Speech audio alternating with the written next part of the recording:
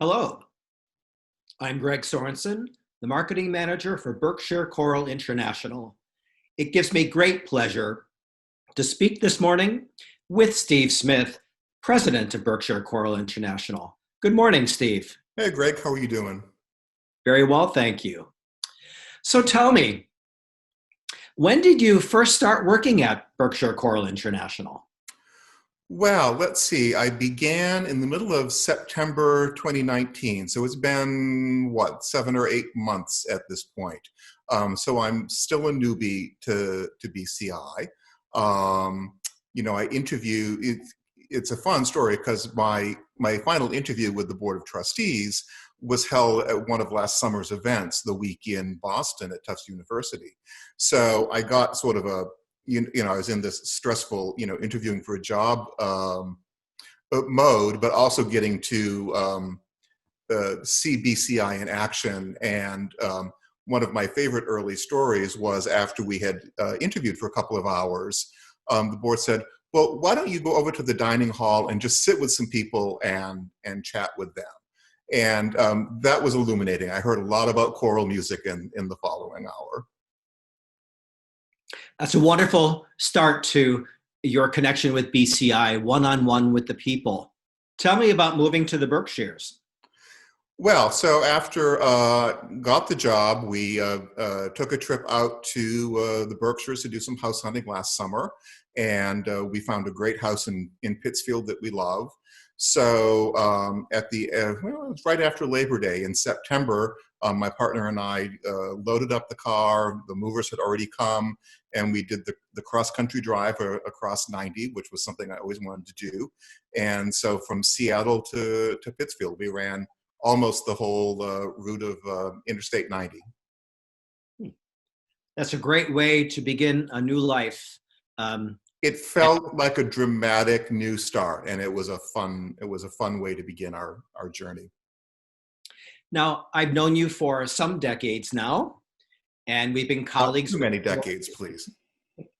Well, not many decades, a few years, let's say. And you've had a wonderful career in the arts. Tell me, how did you get started? Well, it began in fifth grade. That's when band started in my school district, and I went to an orientation meeting and saw a trombone and thought that looked like fun. And almost immediately, I knew I had found my calling. I mean, that sounds grandiose, but I had loved music and just the fun of it, the camaraderie of being with other people learning music. Early on, it felt like what I was going to do, and I had an inspiring band director that helped guide me along that path. And later, as I got older in school, I was a person who was subject to some bullying, and so music was really a literal and a metaphorical home for me, a safe place. So that really galvanized my sense that I needed to spend my life working in the arts. So I thought at first that meant I was going to be a high school band director. And then I got to college, Baldwin Wallace University, which had one of the first undergraduate arts management programs in the country. And I immediately knew that's what I was supposed to do. I've always been a person that sort of can put things together and highly organized and trying to see the big picture. And I thought, the world does not need another, band director, but maybe I could make a life doing this. And during my time at BW, in between my sophomore and junior years, I was a marketing intern at an arts festival in upstate New York, PepsiCo Summer Fair at SUNY Purchase. And it was an amazing festival of 4 weeks, I think 80 performances, London Symphony, all genres, Bill T. Jones Dance Company, all kinds of stuff. But what I loved particularly was we produced 3 different Handel operas that summer. And one of them was Peter Sellers' early production of Julius Caesar. And probably everybody knows his work by now, but he's, very iconoclastic person. And he set Julius Caesar in a bombed out Holiday Inn in Beirut. And what changed my life was I would sneak away from my typewriter where I was supposed to be typing press releases, but I'd go to the rehearsal hall and watch them put together this production. And it was largely popular with a lot of Boston performers. And the sense that I might someday in my life be able to make something monumental like that happen sealed the deal for me. That's why I knew I was doing the right thing. So, to give you the quick trip through my history, in Cleveland after I graduated, I worked for a woman who's the manager for concert organists, and also did the first U.S. tours of the Westminster Abbey Choir and some of the other great cathedral choirs of England. So that was an early taste of working in the choral music field. I relocated to Boston, worked at Northeastern University, worked with the Pittsburgh Symphony at the Great Woods Festival, and then spent a long time. I was the first executive director for the Boston Gay Men's Chorus, which was a very meaningful job, helping that organization grow from really just grassroots to really being established in the Boston community. And then worked at Revels, which is a multidisciplinary theater company based in Cambridge, which has a huge part of what Revels does, which is bringing great traditions of the world to life, is choral music. And then most recently, I spent 5 years in Seattle helping lead the Seattle Men's Chorus and Seattle Women's Chorus. So it's been a long journey from Cleveland to Boston to Seattle and now back to Massachusetts, but very glad to be here and settled again. So you've had quite a wonderful work history with choral organizations. What attracts you to choruses? Why choral music? Oh gosh, I've asked myself that. When I graduated college, I was sure I was going to be working with an orchestra because that was my first love musically. But the universe had different ideas. And, I guess what it is, I call it the e pluribus unum of choral music. It's that sense that from many, we create one voice and one vision. And I feel like choruses are, how do I want to say it? The act of working together as a chorus is a model for what I think civil society can be like. We all come from different backgrounds with different points of view, but we know how to work together as a team to shine when we need to step back and let others shine when they need to. And to me, that's a model of, goodness knows, in this current day and age, society needs that. So I love that. And for me, choral music is an elevated form of storytelling. And I love connecting audiences to the stories that help us share our values, our history, points of view. And so whether it's the, Bach's St. Matthew or the Britain War Requiem or, regarding Matthew Shepard, much of the music that we sing tells stories in a way that helps people understand our lives. And that's why choral music. We're there, we're words, we're faces, we're living people, and we get to use our art to elevate these stories. Now, throughout your career, you've also been a leader with major choral service organizations in the United States. What have you learned from these experiences? Large or small nonprofit organizations are all fragile in different ways. And these service organizations, one of them was just I was not a founding member, but an early member of the Greater Boston Choral Consortium. And then I've had the pleasure of serving on the board at Arts Boston and the Gay and Lesbian Association of Choruses, which is an international service organization. And in all of those cases, it's a way for our organizations to come together, to learn from one another. We spend so much time trying to reinvent the wheel when it's unnecessary. And so these organizations all do many wonderful things and have great programs, but I think it boils down to connection and helping us do our jobs in our individual organizations more smartly, more effectively, and with more connection with people. Tell us about your first BCI experience. What was your impression? So after I was hired, there was 1 week left for BCI, which was the week last summer in Prague. And so even before I officially started, BCI sent me over to Prague for that week so I could observe. And that was an amazing experience. I mean, just, the first act in a new job being sent over to Prague was a wonderful experience. But I think what I immediately knew was, these were my people, people who were passionate about singing, who, were up at the crack of dawn for breakfast and in the rehearsal room at 8:30 in the morning. And I'm not a morning person myself, but when you're having the chance to rehearse with great conductors and just this sense of responsibility and joy, that's what I took away. It was people who were doing something that brings that, that's that takes commitment, that takes hard work, but that brings joy. So doing that and doing it in Prague was kind of an amazing first start. That's wonderful. And a beautiful city. I had been once. I'm not well traveled, which is one of the things that attracted me to BCI. Prague was one of the cities I had been to a little more than a decade ago. But to spend a week, we sang in the Zofín Palace, which it felt like you were in a storybook. It was just amazing. Now, our 2020 singing weeks in Lennox, Boston, Amsterdam, and Barcelona were canceled due to the coronavirus crisis. And it must have been difficult to come to that decision. If we think back, it's like it's gone in slow motion. In February and early March, it was unclear how serious this was going to be for us. And I didn't want to overreact or underreact. And I was so grateful that our choristers were patient with us. We tried to, transparently explain our process and what we were doing, and people were wonderful.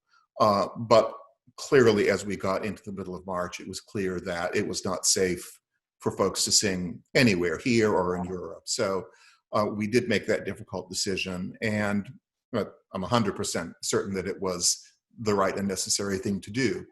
At this point in our field, we don't know when people will be able to sing together again safely. We're working behind the scenes to be ready for when that is.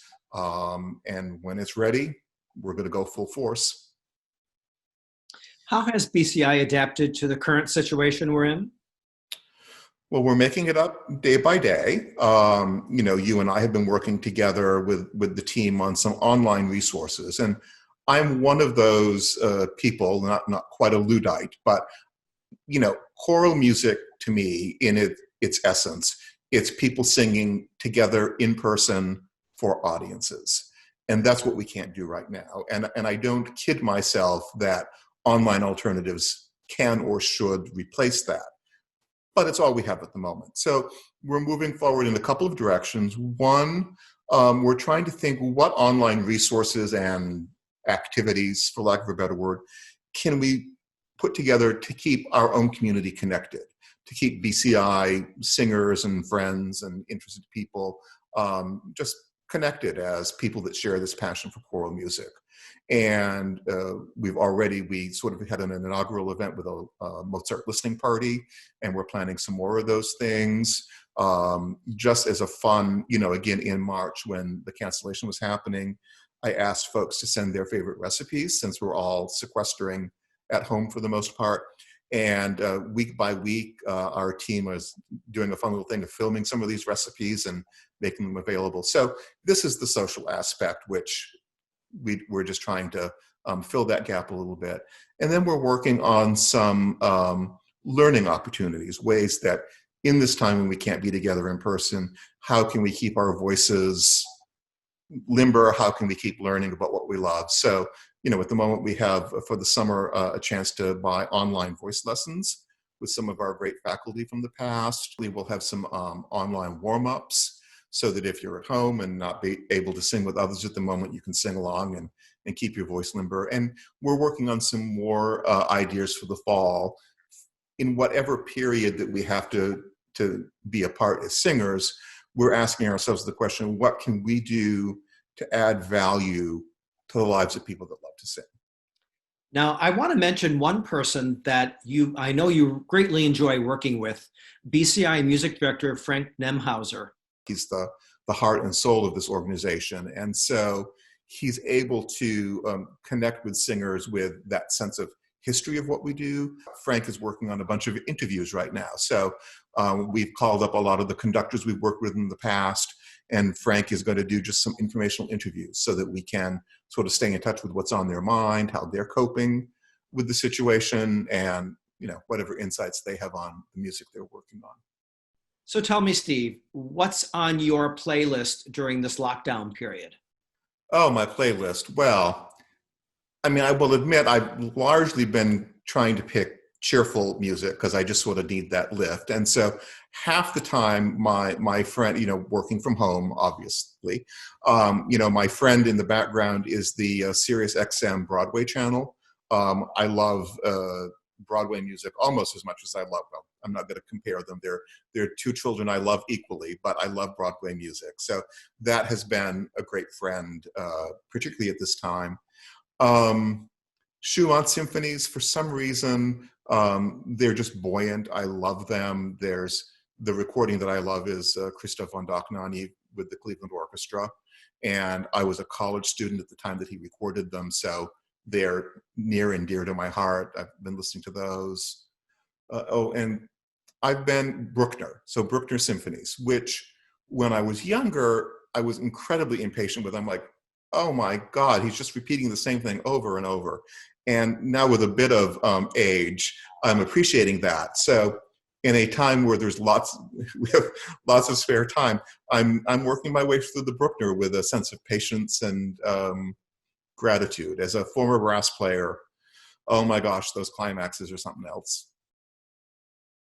Now, we're getting close to the end of the interview. I have a couple more questions. And I know one question that is on a lot of BCI choristers' minds is, what are we planning for the 2021 season? When will that be announced? Well, I told you earlier, we're making it up day by day, and we don't know right now. We do have a fantastic program for 2021 in the works and more or less ready to go, but we don't know yet if it will be advisable to sing in 2021.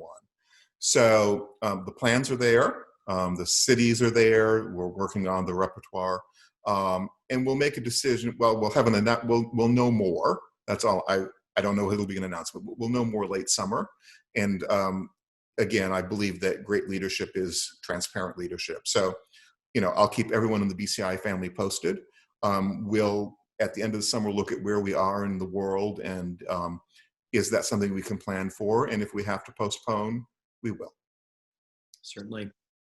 As we look toward the future, where would you like to see BCI in 5 to 10 years?